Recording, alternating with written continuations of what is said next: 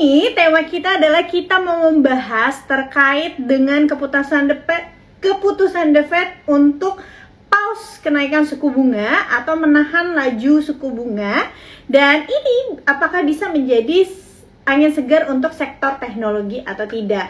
Nah, untuk Sobat Cuan, kalau mau bertanya terkait tema kita hari ini, atau mau bertanya terkait sektor atau saham atau instrumen investasi lainnya, bisa langsung tulis di kolom question box ya yang ada di kanan ini, supaya nggak ketutup sama teman-teman yang keluar masuk. Oke, Sobat Cuan, gimana portofolionya minggu ini pada cuan kotos-kotos? Sebentar.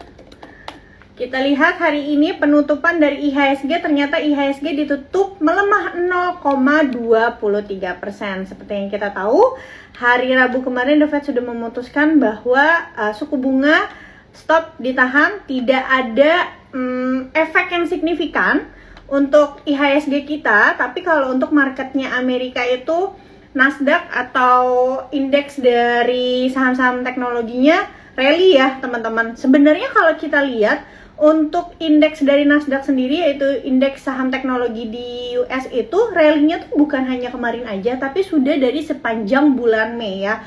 Bahkan kalau kita lihat saham-saham seperti Nvidia, terus juga saham seperti Microsoft, itu udah kembali ke harga tertingginya. Untuk Microsoft, bahkan Nvidia sudah menyentuh all time high gitu ya.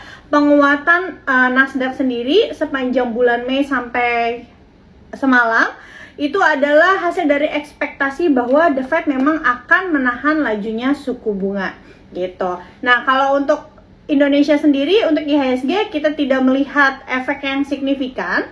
Tetapi kalau kita lihat kemarin ya Sobat Cuan, itu ternyata asing sendiri melakukan net sell justru ya, sebesar 280 miliar di bursa saham kita, dan penjualan terbesarnya itu ada di saham-saham seperti BCA, lalu juga ada saham Telkom. Wajar kenapa BCA dijual gitu ya, mungkin banyak yang mengaitkan dengan keputusan The Fed tahan suku bunga, tapi sebenarnya enggak. BCA mungkin di taking profit oleh beberapa investor institusi karena memang valuasinya sudah cukup premium gitu, di PBV 8 kali. Nah, dengan keputusan The Fed yang menahan suku bunga ini, bisa aja jadi lampu kuning untuk Bank Indonesia justru menjadi bank yang pertama kali menurunkan suku bunga setelah menahan bunga selama 4 bulan berturut-turut. Tapi ya Sobat Cuan, meskipun di FOMC bulan ini The Fed menahan suku bunga, masih banyak analis yang beranggapan bahwa di FOMC berikutnya bisa saja The Fed akan kembali menaikkan suku bunga. Tapi kalau kita lihat sekarang itu inflasi inti dari Amerika sendiri sudah mengalami penurunan ke angka 5,3%, dan batas suku bunga Amerika saat ini 5,25%, artinya selisihnya hanya sedikit aja. Jadi kalaupun di FOMC berikutnya The Fed masih akan menaikkan suku bunga, itu kemungkinan besar kenaikannya hanya terbatas saja, kecuali sepanjang jalan sampai ke FOMC nanti ternyata harga dari energi bisa naik lagi. Loh, emang apa sih hubungannya? Kenapa kalau misalnya suku bunga ditahan kok harga energi bisa naik lagi? Ya karena sebuah bank sentral itu kalau naikin suku bunga, Sobat Cuan, tujuannya itu sebenarnya untuk menahan laju konsumsi gitu ya. Ibaratnya supaya masyarakatnya lebih baik nyimpen uangnya daripada mereka spending gitu ya, supaya inflasinya bisa tertekan. Nah, bayangin kalau misalnya suku bunganya ditahan atau suku bunganya turun, jadi orang nggak takut lagi untuk spendingin duitnya. Akhirnya kebutuhan energinya jadi makin banyak lagi, dan ini bisa menyebabkan harga energi yang naik kembali. Kalau kita lihat ya Sobat Cuan, bahkan kemarin setelah keputusan The Fed menahan suku bunga, itu harga oil justru rally. Walaupun sempat turun ke harga 67-an, crude oil sudah naik kembali ke harga 71 US dollar. Ya ini berarti ada ekspektasi gitu ya dari pelaku pasar komoditas bahwa kayaknya nih kalau misalnya ada pemangkasan suku bunga, orang akan kembali spending lagi di Amerika dan menyebabkan kebutuhan akan energi meningkat kembali, seperti itu. Sobat Cuan, mungkin Senin kemarin kita tuh udah sempat bahas ya terkait ekspektasi atau proyeksi apa sih pilihan dari salah satu tim riset CNBC Indonesia, yaitu Mbak Tasya gitu ya, apabila suku bunga sampai ditahan gitu, efeknya untuk sektor-sektor apa saja sih? Sebenarnya sudah sempat disampaikan oleh Tasya selaku tim riset dari CNBC Indonesia ya, analis equity. Yang pertama tuh udah pasti properti gitu ya, dan juga industri-industri yang biasanya butuh modal yang besar, atau kita biasa sebutnya namanya capital intensif ya, padat modal, seperti misalnya telekomunikasi gitu ya. Biasanya kalau perusahaan telekomunikasi, mereka itu menjalankan operasionalnya butuh modal yang besar, nggak hanya pakai modal sendiri, tapi juga pakai modal pihak ketiga, entah itu pinjam ke bank atau nerbitin obligasi. Tentunya ketika suku bunganya tinggi, maka cost of capital yang mereka harus bayar juga tinggi. Ibaratnya mereka harus bayar bunganya tinggi. Kalau nerbitin obligasinya, tentu kuponnya juga harus tinggi. Nah, ini biasanya yang bisa menghalangi kinerja dari perusahaan-perusahaan capital intensif ini. Kenapa? Ketika bayar bunganya tinggi, pasti akan menggerus margin dari perusahaan itu sendiri. Gitu ya. Itu kenapa kalau misalnya The Fed tahan suku bunga atau bahkan cut rate, itu bagus untuk perusahaan-perusahaan capital intensif. Artinya cost of capital mereka itu sudah mulai lebih mudah diprediksi dan sudah mulai terbayang tidak akan lebih tinggi lagi. Nah, tapi selain dari sektor properti dan juga telekomunikasi, ada sektor lain yang sebenarnya juga bisa kena angin segar kalau misalnya The Fed nahan suku bunga seperti saat ini, atau bahkan beberapa bulan yang akan datang itu suku bunganya dipangkas. Apakah itu? Yaitu teknologi. Karena kalau berkaca dari Amerika aja, kita lihat ya, menjelang The Fed kemarin mau FOMC, Nasdaq-nya mereka udah rally, dan tidak menutup kemungkinan di Indonesia sendiri juga akan ikut rally seperti bursa saham atau indeks teknologi yang ada di sana. Karena kalau kita lihat sendiri ya, geliat sektor teknologi selama beberapa hari terakhir Sobat Cuan itu mulai terasa mewarnai bursa. Tercatat seminggu terakhir hingga Rabu kemarin, indeks teknologi berhasil masuk ke zona hijau, naik 2,85% menjadi 4.900. Artinya saham teknologi ini udah mulai ada gelagat bangkitnya. Apalagi Goto ya, kemarin akhir bulan Mei itu masuk indeks MSCI gitu ya. Sempat ada spike walaupun harganya kembali normal lagi.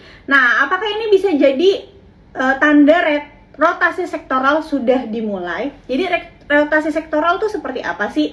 Sobat Cuan ngerasain gak sih dari awal tahun, sektor yang tertekan itu salah satunya adalah energi, terutama adalah energi dari industri batubara gitu ya. Kenapa? Karena memang harganya sudah naik sangat tinggi gitu ya, multi-bagger dari sejak 2021 gitu ya.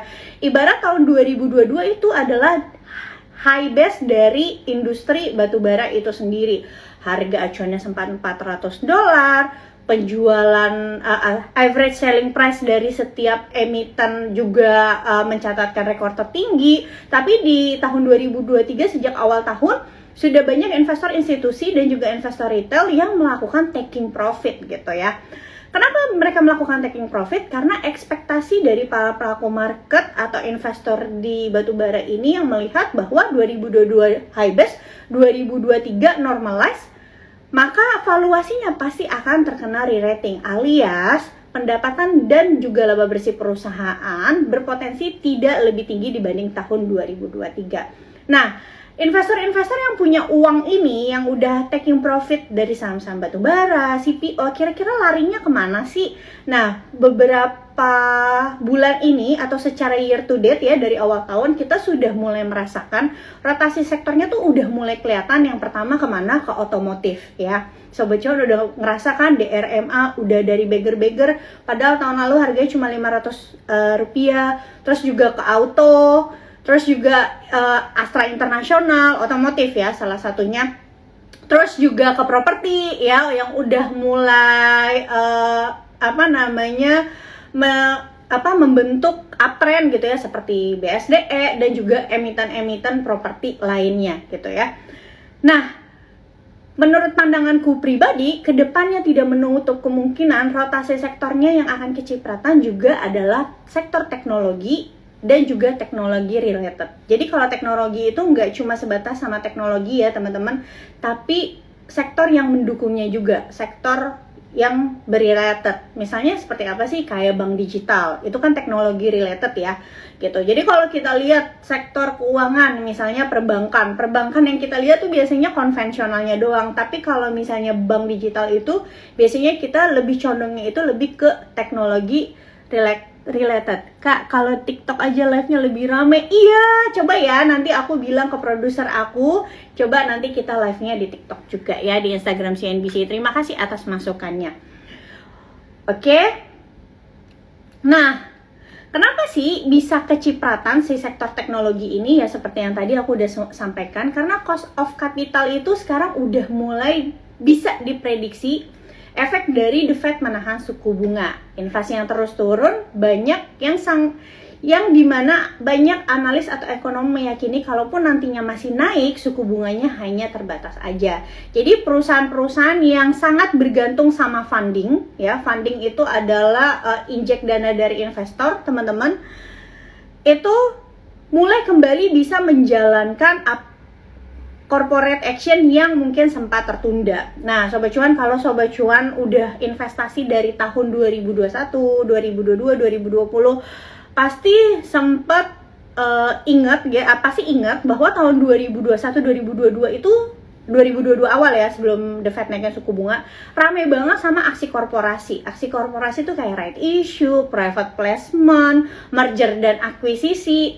Tapi ketika The Fed naikin suku bunga di bulan Mei tahun 2022, itu tiba-tiba banyak perusahaan yang berencana mau melakukan corporate action, terutama perusahaan-perusahaan teknologi dan teknologi related, ya seperti bank digital, itu mereka mempospon atau tidak melanjutkan aksi korporasinya. Ya kenapa? Ya karena nggak ada likuiditasnya di market. Ibaratnya kalau mau mereka mau paksain right issue, mereka mau paksain nerbitin obligasi, atau mereka mau paksain private placement, siapa yang mau naruh siapa investor yang mau naruh uang mereka di emiten-emiten ini. Sedangkan ketika The Fed naikkan suku bunga, yang dimana risk free rate juga jadinya ikut naik. Risk free rate itu adalah imbal hasil dari instrumen yang paling aman ya Sobat Cuan. Biasanya instrumen yang paling aman itu untuk risk free rate itu adalah obligasi negara.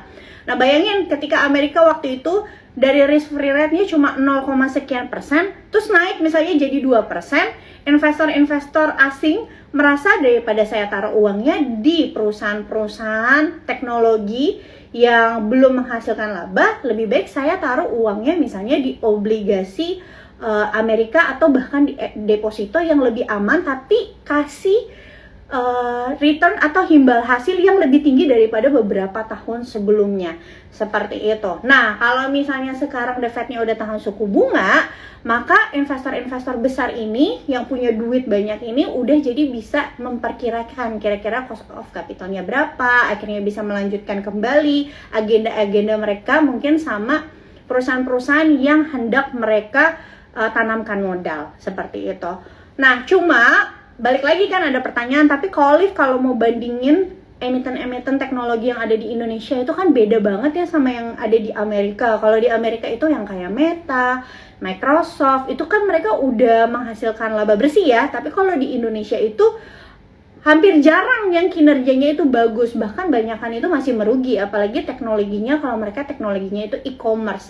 Maka gimana gitu ya. Oke, untuk itu aku akan bahas beberapa emiten dari teknologi, dan aku akan membahas apakah emiten-emiten ini memang cocok untuk investasi atau hanya untuk trading jangka pendek gitu ya.